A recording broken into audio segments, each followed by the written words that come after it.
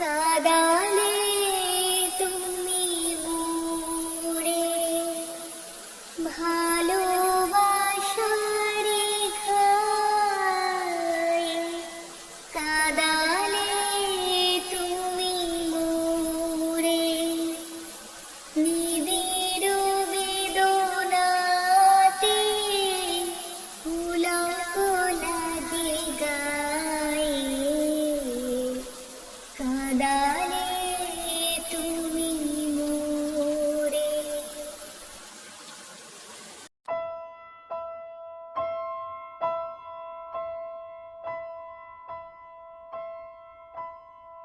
এই ঔষধটা দিনে 3 বার, আর এটা নাস্তা করার আগে। মনে থাকবে তো?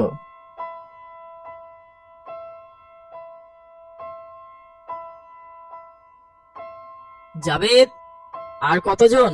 আমি কিন্তু বেশি দেখবো না। আগে আর কেউ নেই। এতজন যে অপেক্ষা করছিল। ওনারা চলে গেছে, আবার কাল আসবে। চলে গেছে মানে? আমি তো বলিনি ওদের দেখবো না। না, আসলে সন্ধে হয়ে আসছে তো, তাই আর কি। তাই চলে গেল? আজব।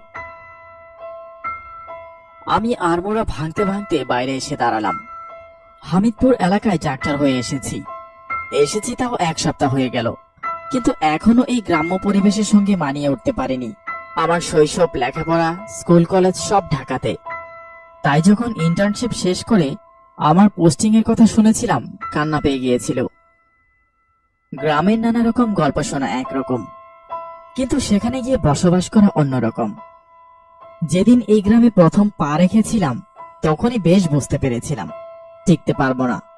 আজ অবধি মানিয়ে নেওয়ার চেষ্টা চালিয়ে যাচ্ছি। এতক্ষণ একভাবে বসে বসে রোগী দেখতে দেখতে হাত পা ধরে এসেছিল, তাই ভাবলাম বাইরে থেকে একটু হেঁটে আসি। সন্ধ্যার পরে বেশ হাওয়া দেয় চারদিকে। বাবু কই যান? বাইরে একটু হাঁটাহাঁটি করে আসি। খবরদার, রাতে বাসা থেকে বার হবেন না। কিন্তু কেন? এই গায়ে রাতে কেউ বাসার বাইরে থাকে না, সেই কারণে আমিও তো সন্ধ্যের মধ্যেই বাড়ি ফিরে যাই। আজ রাত হলো, তাই এইখানে থেকে যাব, কাল সকালে ফিরবো। কি মুশকিল, ইচ্ছা হলেও কেউ বেরোতে পারবে না?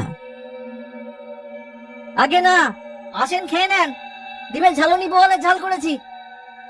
জাবেদ আমার কম্পাউন্ডার হলেও আমার সব কাজ করে দেয়। আমি ওর কথাটা ফেলতে পারলাম না। রাতের খাবার শেষ করে মনের মধ্যে অসংখ্য প্রশ্ন নিয়ে ঘুমাতে গেলাম।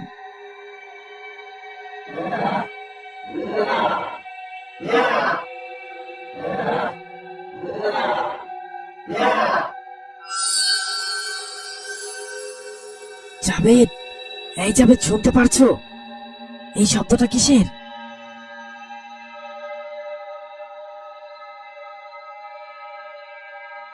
ঘুমিয়ে পড়েন বাবু, ওসবে কান দেবেন না। জাবেদের কথা আর মাথা মুন্ডু কিছুই বুঝতে পারি না। আমার চোখেও ঘুম জড়িয়ে আসছিল, তাই ঘুমিয়ে পড়লাম।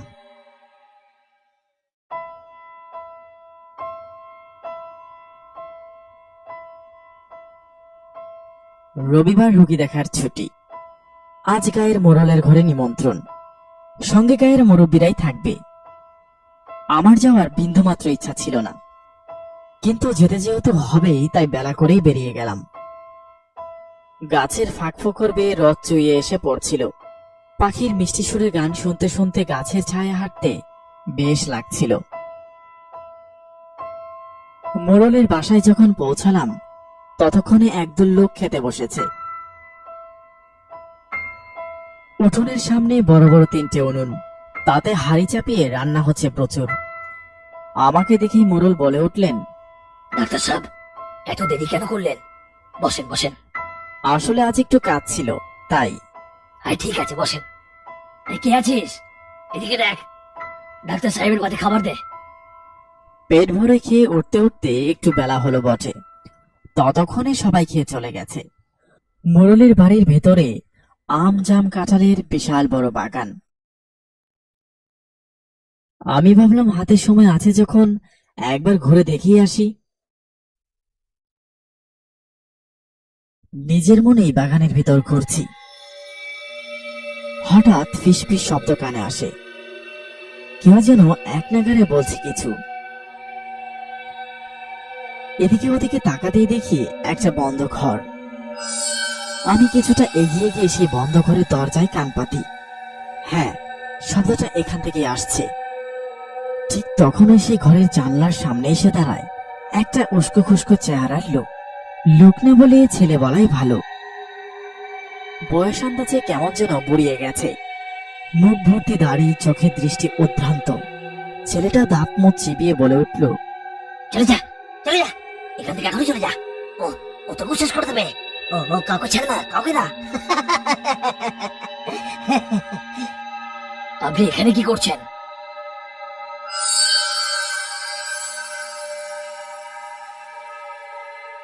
ও উনি উনি কে? সেটি আপনার কোনো কাজ নেই ডাক্তার, আপনি এখন আসতে পারেন। আমি আর কোনো কথা না বাড়িয়ে ফিরে আসলাম, কিন্তু মনের মধ্যে প্রশ্নের শেষ নেই। কি হয়েছে ডাক্তারবাবু, এত চিন্তিত দেখাচ্ছে কেন? কই কিছু না তো। আচ্ছা যাবে, মোড়লের বাড়ি কখনো গিয়েছো? জি, কেন বলেন তো? না তেমন কিছু না, আজ ওদের বাগানে ঘুরতে গিয়েছিলাম। একজনকে দেখলাম যেন কেমন যেন মনে হয় ওর কোনো সমস্যা আছে, কিন্তু মোড়ল এমন করলেন। কাউকে বলেন না, ওটাই মোড়লের ছেলে। এই গায়ে রাতের বেলায় বেরোনো বারণ, কিন্তু সেই ছেলে বাপের কথা শুনবে কেন?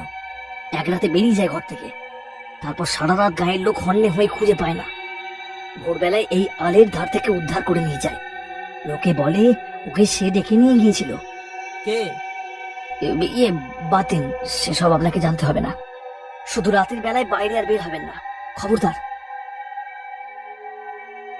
রাতে বিছানায় শুয়ে এপাশ ওপাশ করি, কিছুতেই ঘুম আসছে না। কি প্রচন্ড গরম আজ, বাইরে গিয়ে একটু হেঁটে আসলে কেমন হয়, কিন্তু জাবেদ যে বারণ করেছে। মেঝের উপর জাবেদ ঘুমিয়ে কাদা, এক ফাঁকে বেরিয়ে আসলে কে বুঝবে। বাইরে বেরিয়ে এসে হাঁটতে লাগলাম। সামনেই একটা নদী, নদীর পাড়ে বসলে বেশ লাগবে। এই গ্রামে আলো আসেনি এখনো, তাই সন্ধ্যা নামার সঙ্গে সঙ্গেই সবাই ঘরের ভিতর ঢুকে যায়। আমার অবশ্য এসব নিয়ে মাথা ব্যথা নেই। নদীর ধারে চুপ করে বসে থাকি। এত সুন্দর বাতাস দেয় যে ঘরে আর ফিরতে ইচ্ছা হয় না। কি কারণেই বা ফিরবো, কেউ তো নেই অপেক্ষা করার। নদীর ধারে বসে আছি, দেখি জলের মধ্যে ছপা জাল ফেলার শব্দ। এত রাতে কেউ নদীতে জাল ফেলে নাকি? উকি মেরে এদিকে ওদিকে দেখি, কিন্তু অন্ধকারে আমি কাউকেই দেখতে পেলাম না। তবে কি ভুল শুনলাম? কে জানে। আকাশের দিকে তাকিয়ে দেখি চাঁদের গায়ে মেঘ জমেছে। তাদেরকে দেখে কিনা জোনাকিরা কান বেঁধেছে।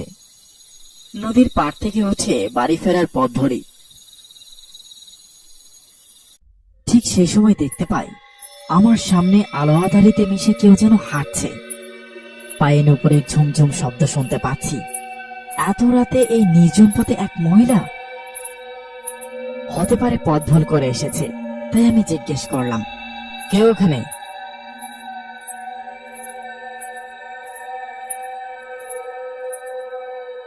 কেউ কি আছেন?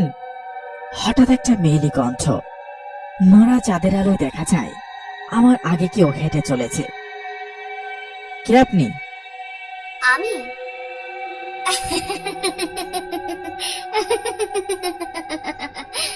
আমি আয়না। আপনি? আমি আবিদ, এই গায়ে নতুন ডাক্তার। এই গায়ের আবার ডাক্তারবাবু লাগে বুঝি? মানে? মানে আপনি বুঝবেন না। আপনি এত রাতে এখানে কি করছিলেন? মাছ ধরতে এসেছিলাম, কিন্তু একটাও পেলাম না। শেষে এখন অন্ধকারে চলতে আমায় ভয় লাগছে। আপনি আমায় বাসা অবধি আগিয়ে দেবেন? হ্যাঁ নিশ্চয়ই। কোন দিকে? আমি ওর পিছু নেওয়ার চেষ্টা করি। অন্ধকারে তাকে ঠাউর করা যাচ্ছে না, কিন্তু ওর নুপুরের শব্দ শুনছি ঝমঝমঝম। এই শব্দ নেশার মতো কানে বাজছে। আমি ওই শব্দ শুনে পিছু নিলাম।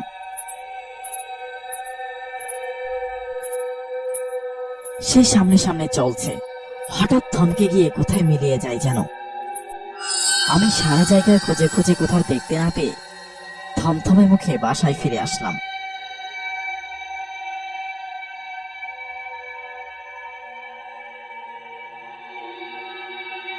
এরপর থেকে কেমন যেন হতে থাকলো, কোনো কাজে আমার মন বসে না।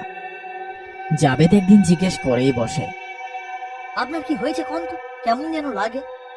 কই কিছু হয়নি তো, ও তোমার মনের ভুল।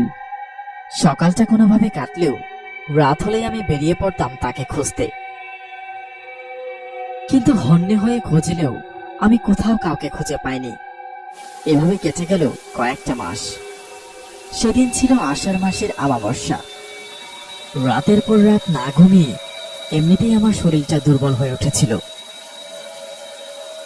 জাবেদ সেদিন কোনো কাজে বাড়িতে গিয়েছিল, বৃষ্টির কারণে তার আর ফেরা হয়নি। আমি বিছানায় শুয়ে ঘুমানোর চেষ্টা করছি, এমন সময় দরজায় টোকা। হাত ঘড়ির দিকে তাকিয়ে দেখি রাত 2টো। বিরক্ত হয়ে এগিয়ে যাই দরজার দিকে। হ্যাঁ বলুন, কি দরকার? ডাক্তার সাহেব, আপনি আপনি এখনই চলুন। আমার মেয়েটা কেমন যেন করছে। দাঁড়ান দাঁড়ান, কি হয়েছে আপনার মেয়ের? জানি না বাবা, জানি না কি হয়েছে। আপনি চলেন। বাইরে তো এখন খুব বৃষ্টি, বৃষ্টি থামলে না হয়। না না, অনেক দেরি হয়ে যাবে, এখনই চলেন।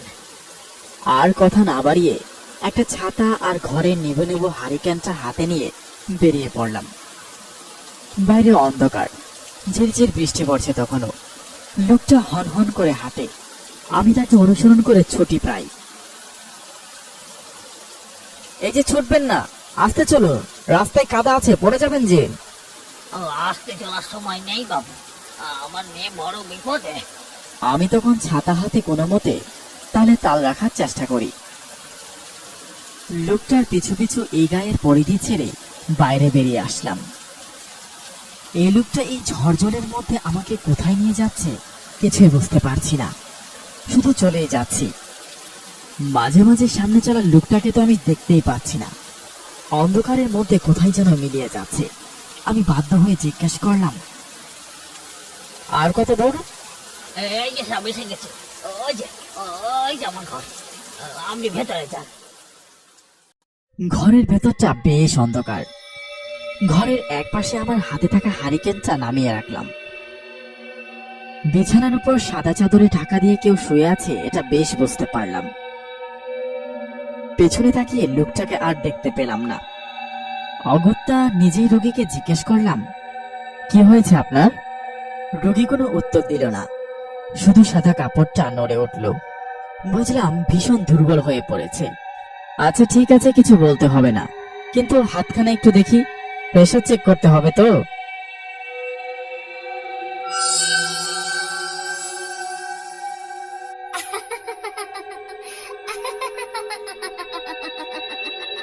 কি ভয় পেয়ে গেলেন বুঝি?